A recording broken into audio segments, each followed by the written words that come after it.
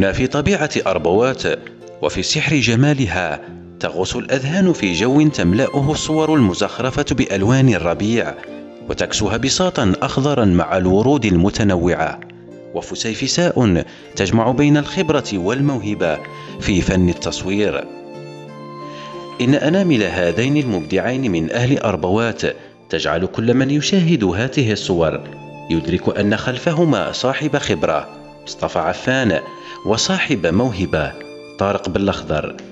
وما هذه الصور إلا دليل على إتقان فن التصوير ومداعبة الكاميرا. نسافر بكم إلى بعض ما جادت به كاميرا هذين المبدعين.